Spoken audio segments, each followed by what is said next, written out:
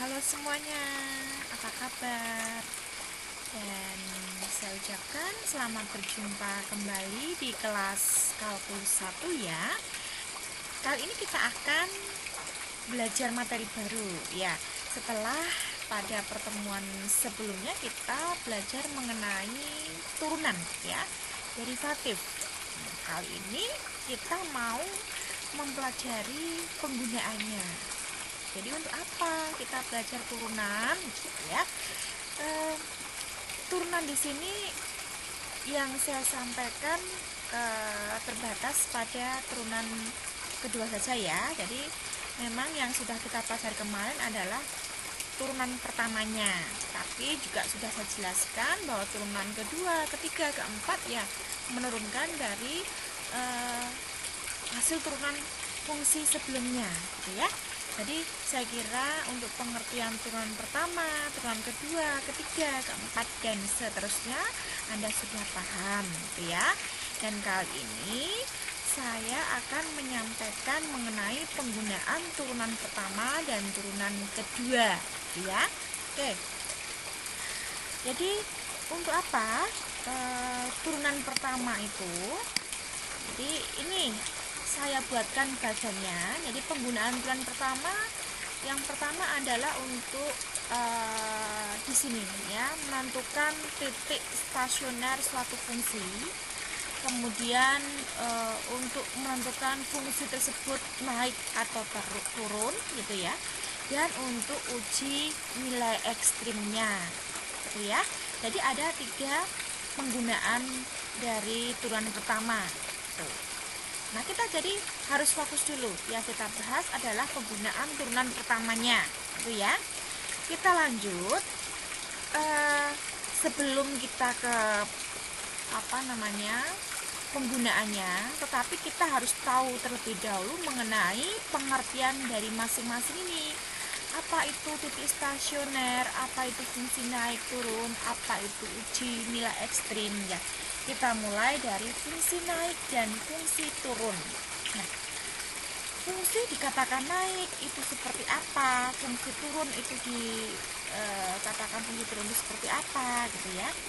Nah, fungsi naik ya dikatakan fungsi itu naik pada suatu selang jika untuk sembarang 2 bilangan, misalkan X1 dan X2 ya.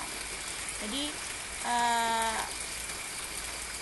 sembarang bilangan misalkan X1 dan X2 dalam selang tersebut ya, X1 lebih kecil dari X2. Jadi X1 nilainya lebih kecil daripada X2. Nah, ini ditunjukkan kalau di dalam garis bilangan real itu di sini ya.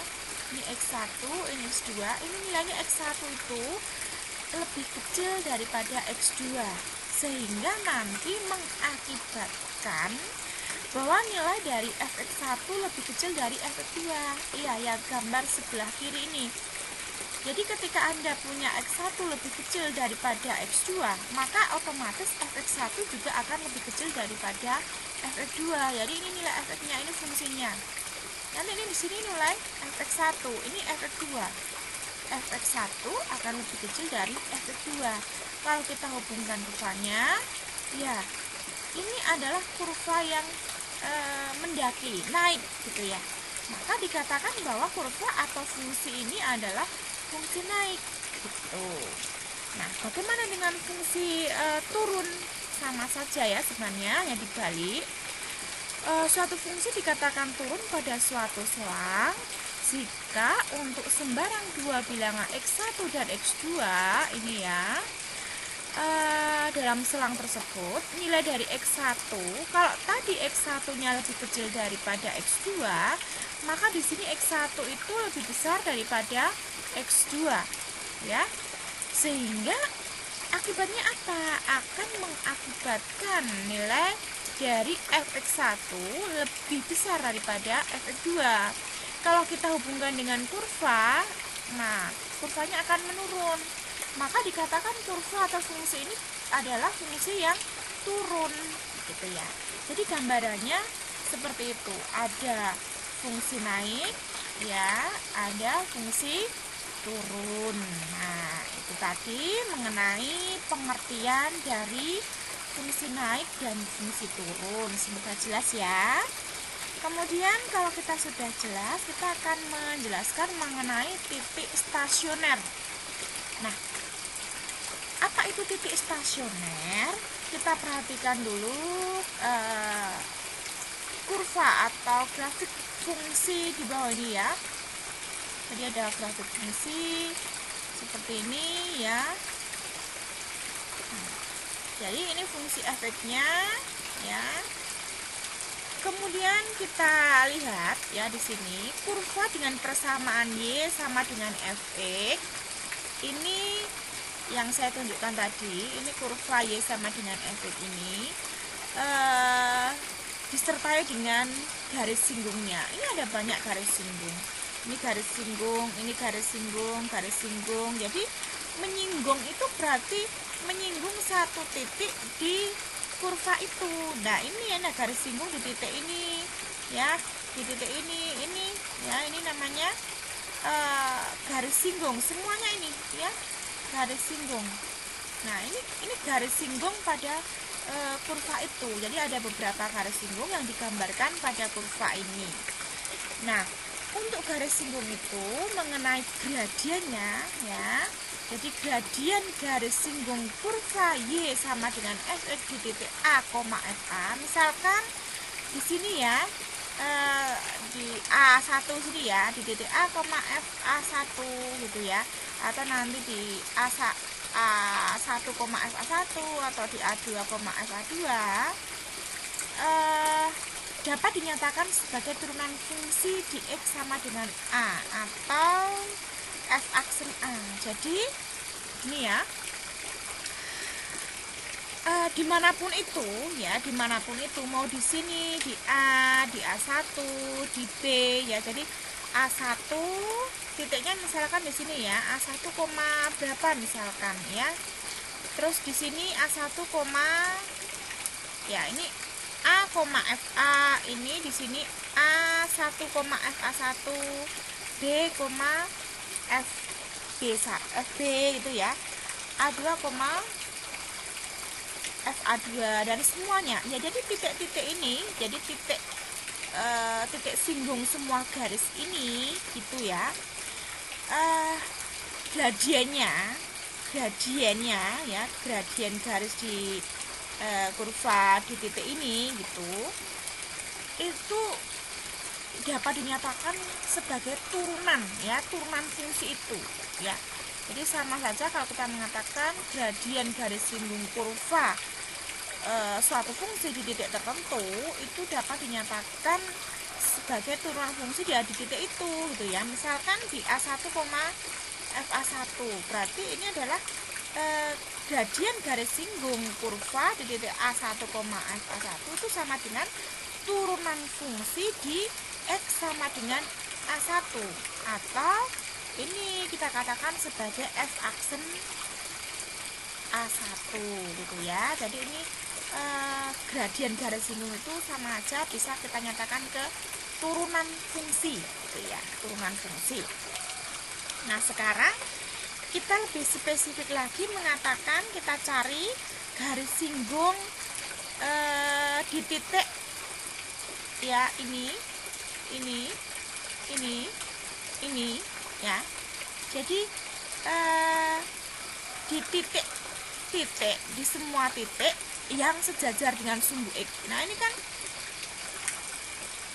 ini garis singgung ya, garis singgung di A1, FA1, A2, FA2, A3, FA3, A4, FA4 ini kan garisnya itu sejajar ya. Ini garis singgungnya itu sejajar dengan sumbu X ya. Jadi nanti nilai gradiennya ya. Jadi nilai gradien garis singgung yang sejajar dengan sumbu X itu akan bernilai sama dengan 0 ya. Jadi beda. Ini garis singgung yang ini dengan yang ini dengan yang ini itu berbeda. Jadi ini yang kita ambil yang sejajar ya. Ini tidak sejajar dengan sumbu X. Ini juga tidak sejajar dengan sumbu X. Ini juga tidak sejajar dengan sumbu X. Yang sejajar itu adalah ini ini.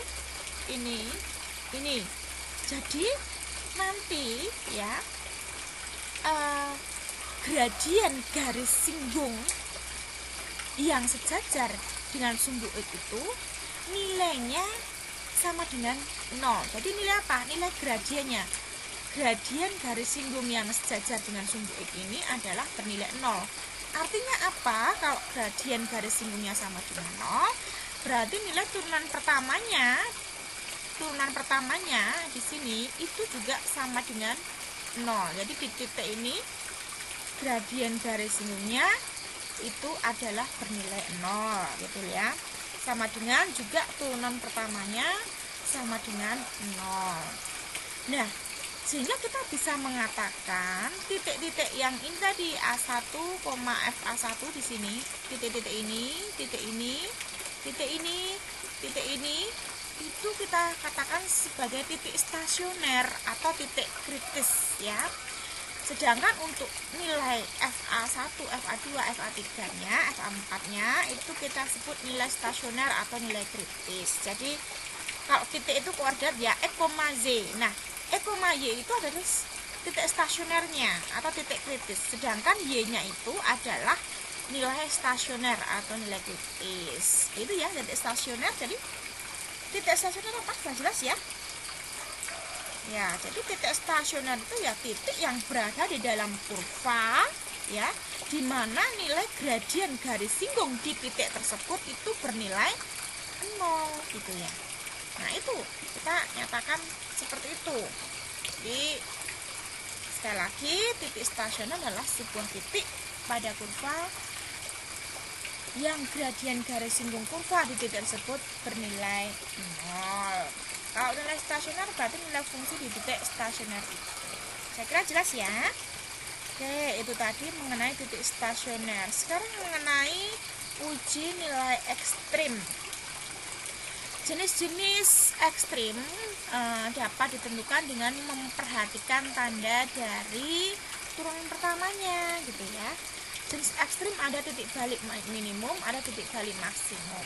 Untuk titik balik minimum, nah ini sebenarnya juga masih mengacu kepada grafik tadi ya, grafik yang di sebelumnya gitu ya. Jadi kalau kita lihat di sini, kita ambil ya, kita di sini lagi. Nah, ini ada grafik, kita ambilkan yang bagian ini dulu ya, bagian ini ya. Ada yang bagian ini, jadi ada yang membuka ke atas, ada yang membuka ke bawah gitu kan. Kita ambil dulu yang ini misalkan ya, kita ambil itu. Jadi kita ambilkan yang ini dulu ya. Jadi sebenarnya di sini kita bisa lihat dari gambarnya, kalau cekung ke atas maka di situ mempunyai titik balik yang minimum gitu kan. Itu jelas terlihat dari gambarnya. Tetapi Anda juga bisa melihat dari sisi lain. Misalkan begini, ini nilai A1-nya di sini ya. Nilai A1, kemudian nilai A1 itu ini pada garis atau sumbu X ya. Sumbu X-nya. Jadi sumbu X-nya ini sebenarnya nilainya A1 atau nanti nilai X yang lain itu mencerminkan turunan pertamanya gitu ya. Jadi A1 itu mencerminkan turunan pertamanya. Di titik A1 itu turunan pertamanya berapa gitu ya. Jadi begini. Kalau Anda lihat ya, misalkan nilai X di sebelah kiri dari A1 ini itu hasilnya adalah lebih kecil daripada nilai A1 ya. Sebelah kiri lebih kecil daripada A1. Kita tandai dengan tanda negatif ya. Jadi sebelah kiri lebih kecil dari A1, sebelah kanan lebih besar dari A1, kita tandai dengan plus. Nah, ini kan Anda bisa melihat ada perubahan tanda dari minus 0 positif gitu ya. Nah, jadi kalau tadi di sini ada perubahan seperti itu, maka ini bisa kita katakan ya sebagai suatu kurva ya yang memiliki titik balik yang minimum di sini ya. Ini titik balik minimumnya A1, berapa gitu ya. Jadi di sini Anda lihat ya. Jadi kalau di sini minus, di sini plus, artinya di sini fungsinya itu adalah fungsi turun ya. Fungsi turun karena Anda mengartikan di sini ya, min 0 plus itu sebagai turunan pertamanya. Kalau turunan pertamanya tadi 0 ya, ini kan 0 ya. Di titik A1 itu turunan pertamanya itu 0 gitu ya. Nah, itu artinya bagaimana? Ini kan artinya di sini ada titik stasionernya A1, FA1 ya. Jadi titik itu di situ adalah titik stasioner, di mana nanti nilai turunan pertamanya di titik ini itu adalah 0 gitu ya, 0 itu. Sedangkan nanti untuk di sebelah kiri A1, jadi ketika nanti nilai dari X tertentu ya, X tertentu itu misalkan nanti di sini ada nilai tertentu A2 misalkan ya. A2 itu kemudian diuji ya dengan nilai A2 ini, maka di sini nilai fungsinya atau turunan pertamanya itu adalah negatif ya. Jadi Anda bisa mengartikan ya, kalau tadi nilai turunan pertamanya itu lebih kecil ya, dari 0, itu berarti fungsinya adalah fungsi turun gitu ya.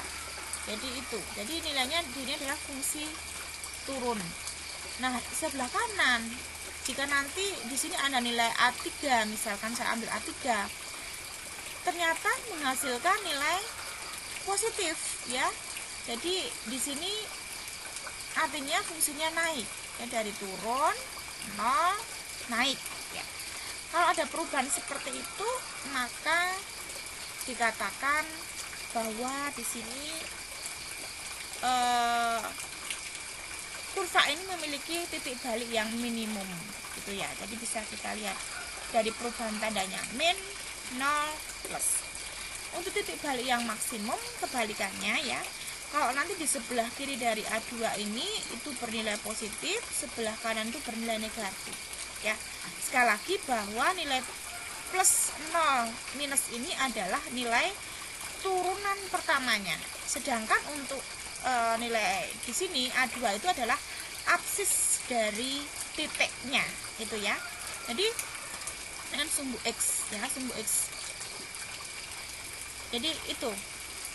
Jadi ketika ada perubahan dari plus 0 minus, itu kita katakan bahwa kurva tadi memiliki titik balik yang maksimum gitu ya.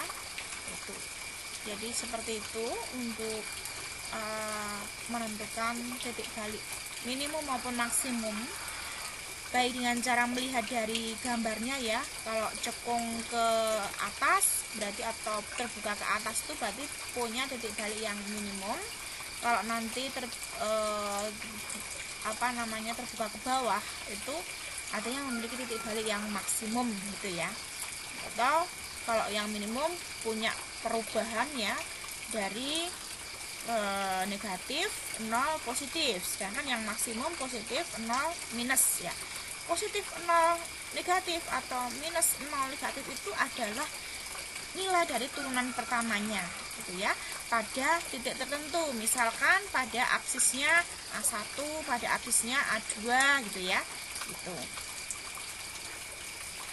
Nah, saya kira itu untuk penilaiannya. Jadi dari penjelasan yang sudah saya jabarkan tadi ya, dari titik stasioner, fungsi naik, fungsi turun, kemudian ini ya, titik balik maksimum, titik balik minimum untuk nilai ekstrimnya, kita bisa melihat di sini dalilnya ya. Dalilnya adalah jika turunan pertamanya lebih besar dari 0, maka fungsi fx naik di titik tadi ya. Kemudian kalau turunan pertama lebih kecil dari 0, maka fungsi f(x) turun di x sama dengan x0 tadi. Jika sama dengan 0, maka titik stasioner dari fungsi tersebut tercapai. Nah, ini untuk titik balik maksimum dan minimumnya. Jika di sebelah kiri dari nilai tertentu ya, aksis tertentu, nilai turunan pertamanya lebih besar dari 0, dan di sebelah kanan itu turunan pertamanya lebih kecil dari 0, ini titik itu x0, f0 itu dikatakan titik balik yang maksimum. Sedangkan nanti kalau di sebelah kiri x0 itu ada lebih kecil ya, atau nilainya negatif, yang di sebelah kiri ya, maaf.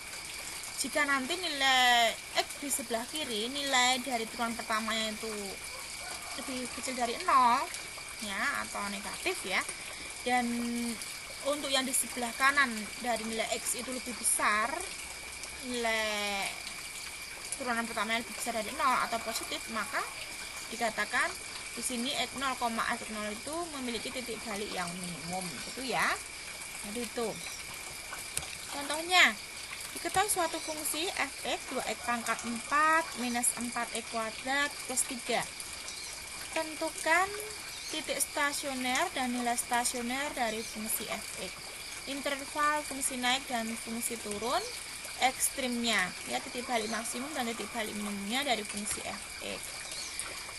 Nah, karena di sini yang kita fokuskan adalah penggunaan turunan pertama ya, kita pasti dari fungsi yang diketahui kita cari turunan pertamanya, itu langkah pertama ya. Cari turunan pertamanya terlebih dahulu dari 2x pangkat 4 minus 4x kuadrat plus 3. Kita cari itu ya. Nah, ini kita turunkan jadi 8x pangkat 3 minus 8x, atau bisa kita nyatakan ke ini ya, nggak masalah. Nah, sekarang yang dicari adalah titik stasioner dan nilai stasioner. Titik stasioner itu dari dalilnya dinyatakan akan tercapai jika nilai f aksen x-nya sama dengan 0. Ya, berarti nilai f aksen x-nya ini kita analkan ya.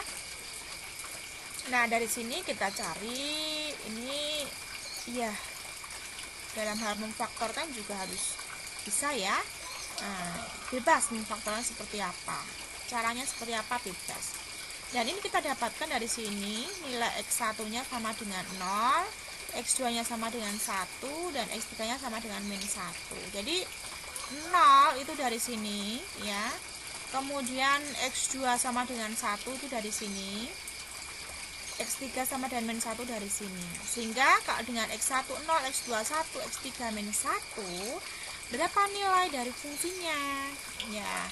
Jadi kita akan substitusi ketiga nilai x ini ke fungsi utamanya di sini. 2x pangkat 4 min 4x kuadrat plus 3. Sehingga didapat ketika x-nya 0 maka f0-nya 3. Ketika x2-nya 1, f1-nya 1. Itu ya.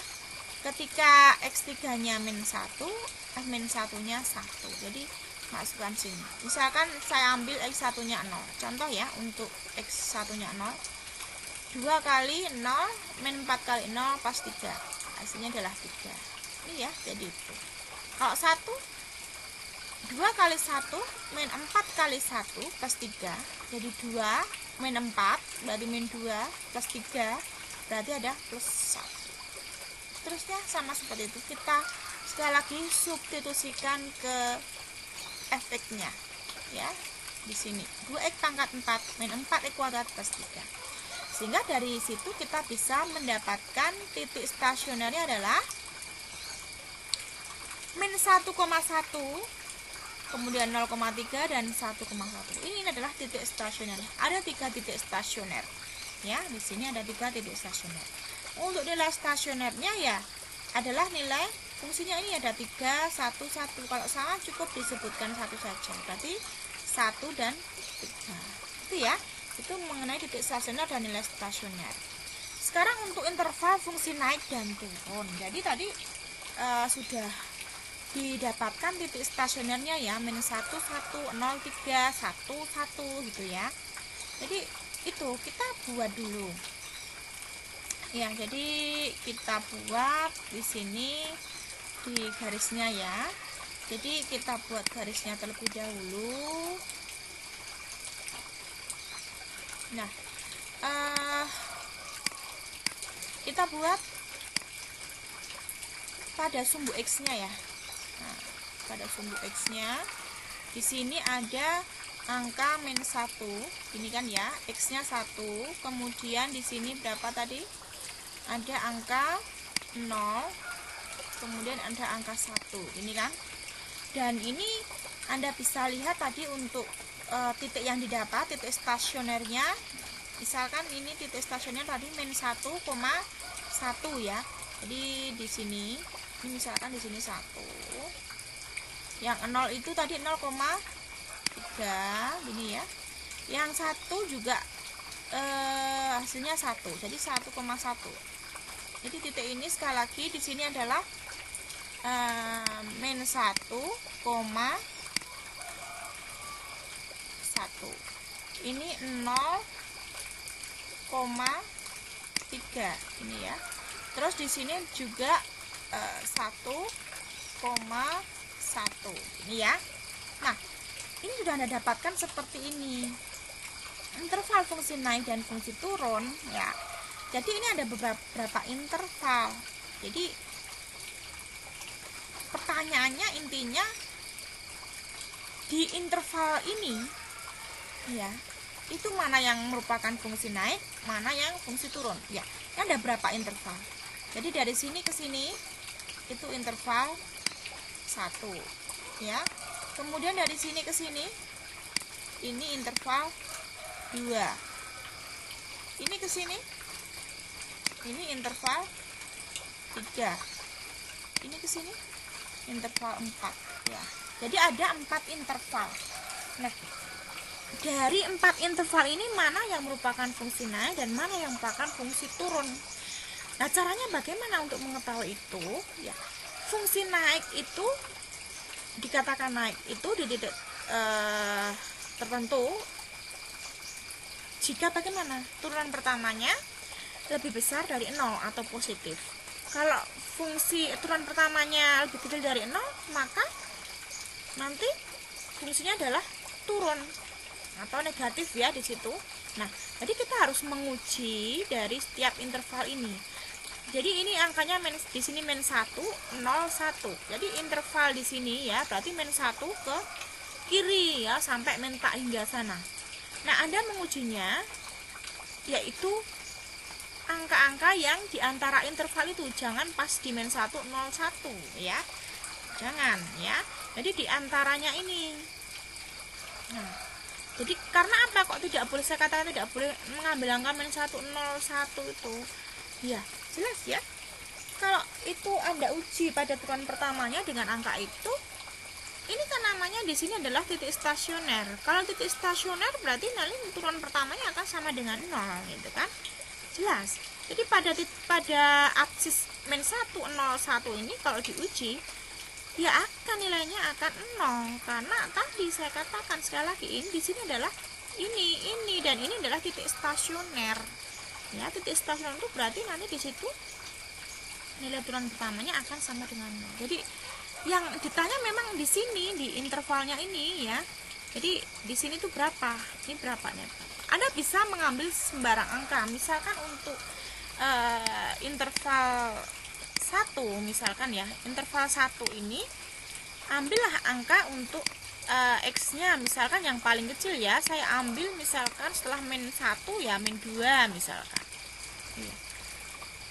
Anda boleh mengambil -3, -4, -10 atau berapa boleh.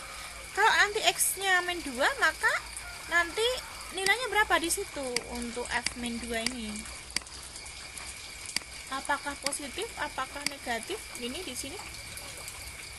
Ya, ini -2 ini Anda substitusikan karena ini adalah di sini adalah mencerminkan turunan pertamanya. Anda substitusikan ke turunan pertamanya ini, ya. Anda substitusikan di turunan pertamanya itu, gitu ya.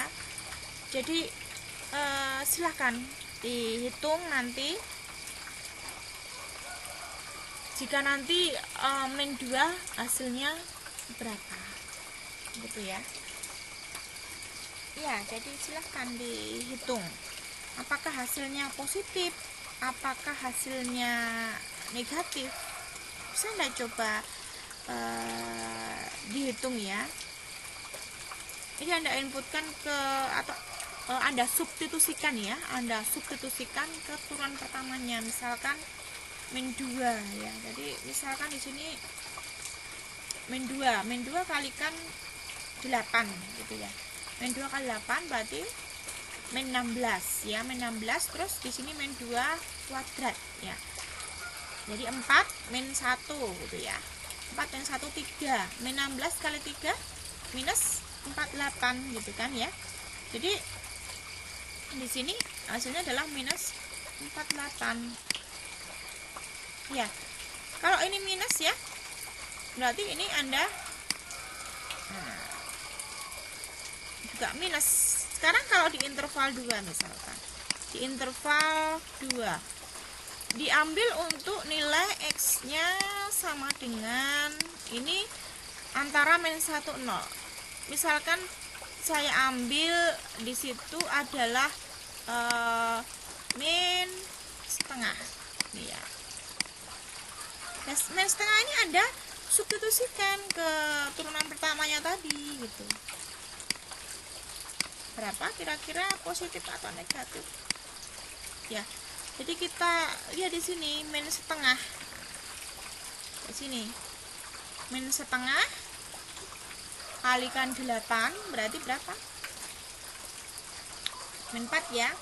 Terus di sini min setengah kuadrat min 1 kalikan ini berapa? Ya. Hasilnya berapa? Mana itu? Kita hasilnya adalah plus. Nah, ini ya. Sama nanti untuk yang antara 0 dan 1 di interval 3 ya, kita ambil X nya yang mudah aja, antara 0 dan 1 ini ambil setengah ini ya. Jadi sekali lagi untuk pengambilan nih, untuk menguji setiap intervalnya ini Anda tidak harus mengambil angka yang seperti saya ambil ini, enggak harus, tetapi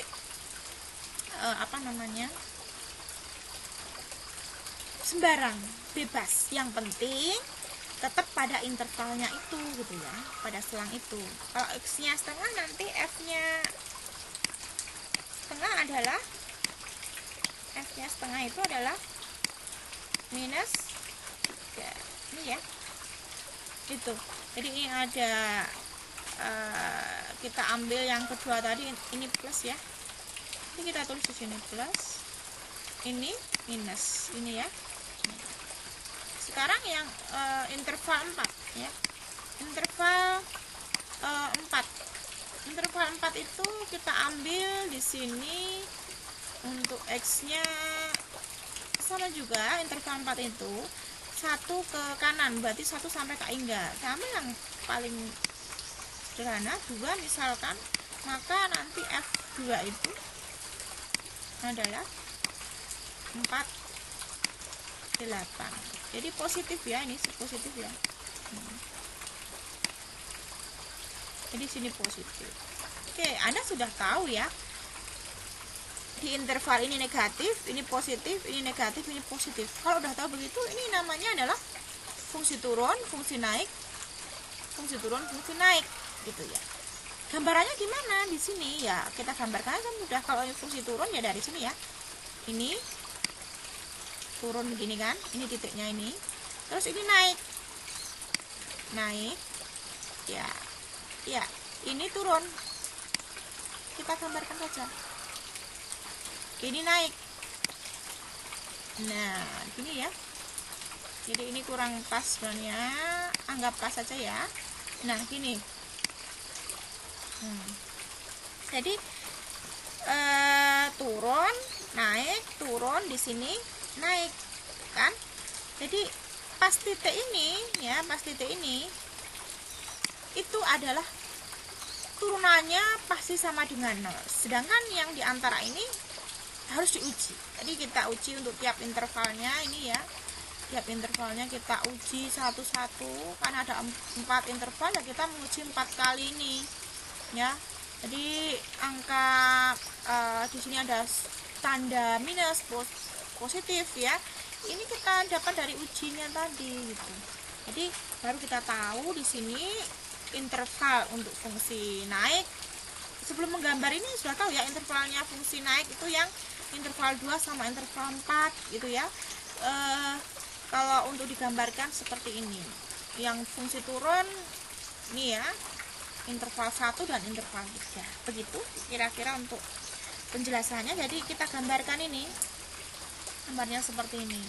Itu untuk interval fungsi naik dan fungsi turun. Sedangkan untuk ekstrimnya, nah ekstrimnya itu mana yang merupakan titik balik minimum, titik balik maksimum. Sebenarnya dari gambar ini kan Anda bisa melihat ya, yang di sini titik balik minimum, ini titik balik maksimum, titik balik minimum. Jadi seperti itu sudah dari gambar sudah bisa terbaca, tapi bisa dilihat juga ini ya. Kita ambil yang ini dulu ya, yang terbuka ke atas ya, di min 1 ini min, ini plus. Kita penggal satu persatu, kita pisahkan. Jadi ini min 1 ini tadi ya, ini min, ini plus ya, yang interval 1. Jadi ada perubahan tanda dari min 0 plus, artinya di sini ini yang ini merupakan punya titik balik ya. Jadi min 1, yang min 1,1 ini itu merupakan titik balik yang minimum gitu ya.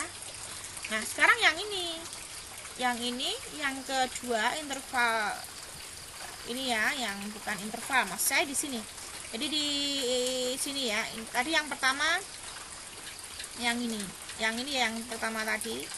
Kemudian yang kedua itu yang mau kita ambil yang ini, jadi yang cekung ke bawah. Nah ini yang cekung ke bawah ini ya. Jadi itu yang kita ambil. Sekarang yang ini, jadi yang ini, jadi titik-titiknya bisa kita lihat ya, tadi di sini 0,3 itu sebelah kirinya positif, sebelah kanannya negatif. Berarti di situ titik 0,3 itu adalah titik balik maksimum, karena ini terjadi perubahan dari fungsi naik, fungsi stasioner dan turun gitu ya, plus 0 minus. Sama juga untuk yang ini ya, yang ini di titiknya 1,1 ya, itu terjadi perubahan tanda dari min 0 plus ya. Jadi titik 1,1 adalah titik balik yang minimum. Begitu ya kira-kira untuk mencari titik stasionernya, kemudian nanti untuk mengetahui fungsi naik fungsi turunnya, dan juga mengetahui titiknya balik, titik ekstrimnya itu titik balik maksimum dan yang mana itu sudah paham gitu ya. Oke, itu tadi untuk penjelasannya. Kemudian ini untuk latihannya ya, bisa dicoba sendiri nanti. Sama seperti tadi, ini sebenarnya hanya ditanya tentukan semua titik ekstrimnya, tapi dicoba ya dari titik stasionernya nanti, kemudian interval fungsi naik fungsi turunnya, kemudian baru ekstrimnya. Sebenarnya mau untuk mengerjakan ini ya tahapnya tadi dilalui ya, harus tahu dulu ya titik stasioner, interval fungsi naik fungsi turun ya, lalu ke ekstrimnya. Ini untuk jawabannya nanti bisa ini jawaban singkat ya, tapi coba nanti dijawab secara detail seperti yang saya jelaskan sebelumnya gitu ya. Oke, itu tadi mengenai penggunaan turunan pertama. Sekarang mengenai penggunaan turunan kedua. Kalau turunan pertama tadi digunakan untuk mengetahui titik stasionernya, kemudian fungsi naik dan fungsi turun ya, yang masuk ke interval itu mana, dan juga tentang uji nilai ekstrim. Maka di turunan kedua ini nanti digunakan untuk mengetahui titik belok, kecekungan grafik, dan uji nilai ekstrim. gitu ya. Jadi sama seperti penjelasan sebelumnya, sebelum nanti Anda mencari nilai atau titik beloknya atau kecekungannya di mana dan menuju nilai ekstrimnya, lebih dahulu kita ke pengertian masing-masing dulu. Untuk kecekungan, nah misal f fungsi yang punya turunan kedua pada selang I, yaitu selang terbuka, jika nanti turunan keduanya lebih besar dari 0, maka grafik fungsi tadi cekung ke atas ya. Nih. Kemudian jika nanti turunan keduanya lebih kecil dari 0, grafik tadi dikatakan cekung ke bawah. Yang ini ya. Jadi ini. Ini. Jadi busur AB itu cekung ke atas, busur BC ini cekung ke bawah. Nah, itu ya. Tapi ini kita lihat dari turunan keduanya. Kemudian untuk titik belok atau titik infleksi ya. Jadi titik belok ini bisa kita lihat jika nanti memenuhi syarat ini ya. Terdapat perubahan kecekungan dari grafik fungsi di sekitar X sama dengan A. Jadi pertama cekung ke bawah, kemudian berubah ke cekung ke atas, atau sebaliknya dari cekung ke atas kemudian berubah cekung ke bawah. Nah, ini perubahan nih titik ini ya. Ini kita namakan titik belok atau titik infleksi gitu ya. Di titik dimana di situ terjadi perubahan ya, perubahan kecekungan dari cekung ke bawah ke atas atau sebaliknya. Kemudian untuk uji nilai ekstrim. Sekarang untuk ekstrim juga ada di sini ya, di turunan kedua. Ekstrim untuk turunan kedua dibagi menjadi ekstrim maksimum dan ekstrim minimum. Untuk ekstrim maksimum, jika turunan keduanya lebih kecil dari 0, maka di sini x0, fx0, nah titiknya ya, itu kita katakan titik maksimum. Sedangkan fx0-nya adalah nilai maksimum. Untuk ekstrim minimumnya, jika lebih besar, turunan keduanya lebih besar dari 0, maka x0, fx0 adalah titik minimum. Sedangkan fx0-nya adalah nilai maksimum. Nah, dalilnya ini juga punya dalil untuk turunan kedua ini. Jika turunan pertamanya, turunan keduanya lebih kecil dari 0, maka grafik cekung ke bawah. Jika turunan keduanya lebih besar dari 0, maka grafik cekung ke atas. Jika nanti turunan keduanya sama dengan 0, titik belok grafiknya tercapai.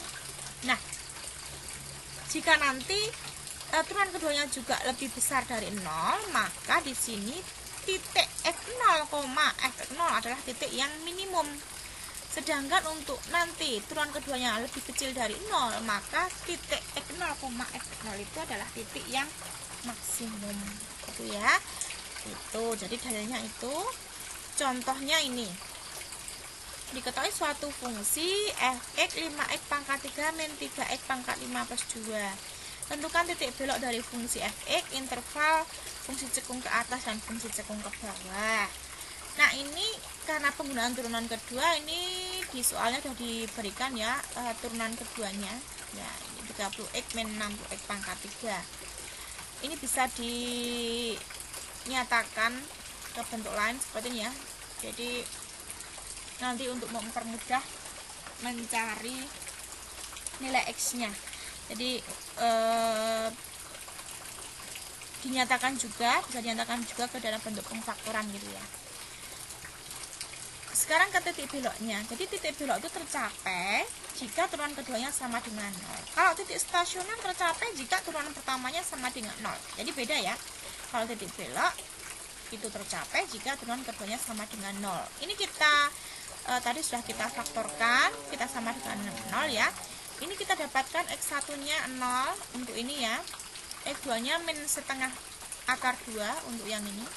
Untuk yang ini x setengah akar 2. Jadi nanti didapat nilai 3x ya, maksudnya 3 nilai x ya. Ada x1, x2 dan x3. Dari 3 nilai x ini kemudian nanti kita substitusikan nilai x-nya ini ke fungsi awalnya, yaitu nilai ini. Ya, sama seperti yang turunan pertama tadi ya. yang penggunaan turunan pertama. Nah, didapatkan nilainya masing-masing. Untuk F02, untuk F-setengah akar 2 itu nilainya ini 78 akar 2 ya sekitar 1,2 sekian ya. Jadi nanti hasilnya 2 min 1, ini sekitar 0, kemudian ini sekitar ini 2 plus ya, sekitar 3, itu ya. Jadi titik beloknya didapat ya, titik beloknya dapat. Jadi beda ya antara titik stasioner dan titik belok, beda. Untuk interval cekung ke atas dan interval cekung ke bawah ya, tadi kalau kita sudah mendapatkan titik beloknya, ini titik beloknya ya, ini titik beloknya min setengah akar 2 ya, yang min setengah akar 2 tadi berarti jadi ini 0, sekian ya. Kemudian ini di sini 0, ini di sini tadi 2 ya. Di sini 0, sekian ya. Jadi min setengah akar 2, 0, sekian. Kalau yang ini 0, di sini F0-nya adalah 2. Di sini setengah akar 2, kemudian 3, sekian gitu ya. Gitu. Jadi itu sudah didapatkan titik beloknya. Sama seperti tadi menggambarkan grafiknya ya, digambarkan dulu di sumbu X-nya ya. Jadi digambarkan dulu, setelah digambarkan ya gambarkan titik-titiknya. Kalau tadi menggambar titik di penggunaan turunan pertama itu menggambar titik stasionernya, sekarang menggambarkan titik beloknya dulu gitu ya. Nah, ini gambar titik beloknya, terus nanti diuji, sama diuji. Ini ada 4 interval, 1, 2, 3, 4. Kalau tadi intervalnya itu yang diuji pada turunan pertama, sekarang nanti kita masukkan, kita substitusikan ke turunan kedua ya. Jadi karena menggambarkan di sini adalah plus minusnya, ini adalah turunan kedua. Jadi ambil nilai X sama seperti tadi pada tiap interval. Nilai sembarang X ya pada tiap intervalnya. Misalkan nanti di sini terserah mau ambil berapa, X-nya berapa. Di sini juga ambil berapa, ini juga berapa. Sembarang. Yang penting masih pada intervalnya ini. Jadi jangan ambil pas di angka min setengah akar 2 atau 0 atau setengah akar 2. Kenapa? Ya, sekali lagi saya katakan, pada titik itu ini adalah nilai absis pada titik beloknya ya. Jadi kalau absis pada titik belok ya nilainya sama dengan 0 gitu kan. Sama juga yang tadi saya katakan di titik stasioner itu, kalau Anda mengambil absis pada titik ini, pada garis bilangan ini, maka nanti nilai stasionernya juga akan 0. Jadi diambil di antara interval ini, di antara angka-angka ini. Nah, setelah itu Anda mendapatkan nilainya ya, turunan keduanya tadi positif atau negatif, atau lebih besar atau lebih kecil dari 0. Ternyata di interval 1 itu turunan keduanya lebih besar dari 0, di interval kedua lebih kecil dari 0, di interval ketiga lebih besar dari 0, di interval keempat lebih kecil dari 0. Artinya kalau lebih besar itu adalah cekung ke atas, kalau minus berarti cekung ke bawah. Kita gambarkan saja, ini cekung ke atas, kemudian ini titik beloknya, berarti terjadi perubahan dari cekung ke atas ke cekung ke bawah. Kemudian dari cekung ke bawah ini cekung ke atas lagi, kemudian di sini cekung ke bawah lagi. Nah, kira-kira seperti ini untuk kurvanya ya. Jadi itu untuk membedakan ya. Kalau di sini untuk penggunaan turunan kedua yaitu, tapi mirip, caranya mirip dengan penggunaan turunan pertama gitu ya. Oke, jadi sekali lagi untuk hari ini kita belajar tentang penggunaan turunan pertama dan turunan kedua. Turunan pertama kita bisa menggunakan untuk menentukan titik stasioner, kemudian fungsi naik dan fungsi turun, dan juga nanti untuk uji nilai ekstrim. Sedangkan penggunaan turunan kedua ini adalah untuk menentukan titik beloknya gitu ya. Kemudian nanti untuk menentukan fungsi interval, fungsi cekung ke atas atau cekung ke bawah, kecekungannya ya, kecekungan dari kurva, dan juga bisa untuk nilai uji ekstrimnya. Itu saya kira itu untuk pelajaran hari ini. Untuk penentuan garis singgung ya, jadi ini tambahan saja ilmunya, jadi tentang garis singgung tadi yang saya kaitkan dengan yang di awal ya, penjelasan mengenai penggunaan turunan pertama, yaitu tentang titik stasioner gitu ya. Jadi kalau titik stasioner di situ berarti titik yang berada pada kurva, di mana nanti gradien garis singgung pada kurva itu adalah bernilai 0 gitu ya. Jadi karena memang garisnya adalah sejajar dengan sumbu X. Nah, ini sebenarnya ada penentuan garis singgung, itu ada beberapa teorema gitu ya. Nanti silahkan dipelajari dari teorema Rolle ya, kemudian teorema nilai rata-rata ya. Kemudian ini juga ada tentang teorema rumus Taylor ya. Jadi nanti bisa direct ya, ini direct bisa Anda lihat, Anda pelajari sendiri sebagai tambahan ilmu. Itu saya kira nanti kalau ada pertanyaan silahkan disampaikan saja. Tuh. Dan hari ini saya akhiri pertemuannya. Semoga Anda jelas ya, dan jika belum silahkan dipelajari ulang berkali-kali, dibaca berkali-kali. Jika memang belum jelas bisa ditanyakan secara langsung melalui WA kepada saya. Itu ya. Jadi sekian saja, saya tutup. Terima kasih semuanya.